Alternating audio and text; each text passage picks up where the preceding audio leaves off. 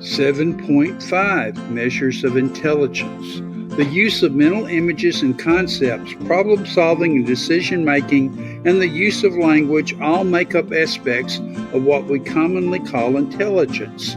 Formally, intelligence is the global capacity to think rationally, act purposefully, and deal effectively with the environment for a specific subject or area. Alfred Binet was a French psychologist who, with the help of French psychiatrist Theodore Simon, devised a series of tests to measure different mental abilities. As conceived by Binet, mental age is a measure of intelligence in which an individual's mental level is expressed in terms of average abilities of a given group. Binet did not believe he was measuring an inborn or permanent level of intelligence. He believed that intelligence was too complex a quality to describe with a single number. Louis Terman was an American psychologist who translated and adapted the Binet-Simon intelligence test for use in the United States. His revision was called the Stanford-Binet Intelligence Scale.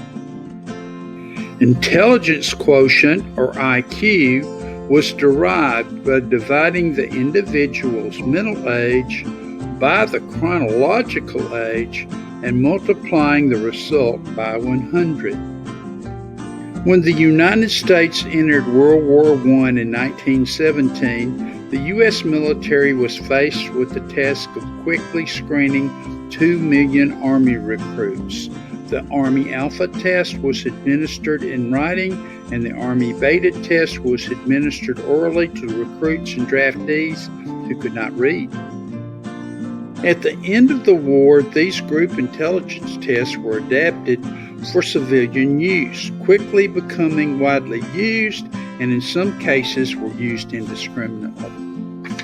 American psychologist David Weschler developed the Weschler Adult Intelligence Scale, or WAIS, which was the first published in 1955.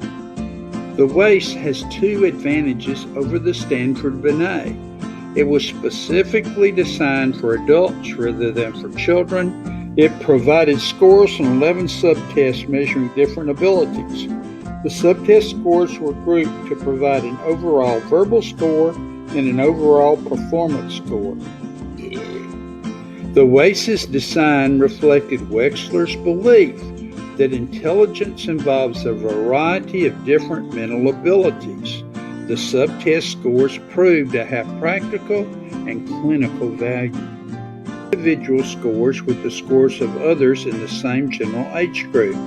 The average score of a particular age group was statistically fixed at 100. Revised in 1981 and again in 1997, the WAIS today may be considered the WAIS 3, may even have a higher number than that, and remains the most commonly administered intelligence test.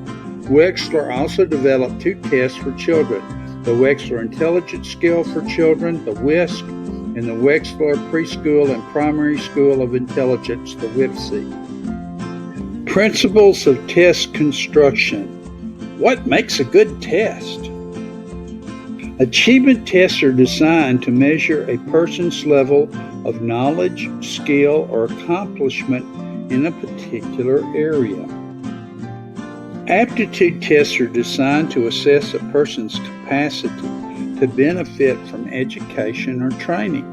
Their overall goal is to predict a person's ability to learn certain types of information or perform certain skills.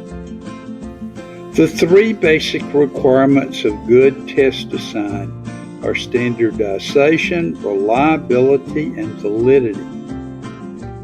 Standardization is the administration of a test to a large representative sample of people under uniform conditions for the purpose of establishing norms. The scores of this group establish the norms or the standards against which an individual score is compared and interpreted. These norms closely follow the normal curve or normal distribution. a bell-shaped distribution of individual differences in a normal population, in which most scores cluster around the average score. Reliability is the ability of a test to produce consistent results when administered on repeated occasions under similar conditions. Validity is the ability of a test to measure what it is intended to measure.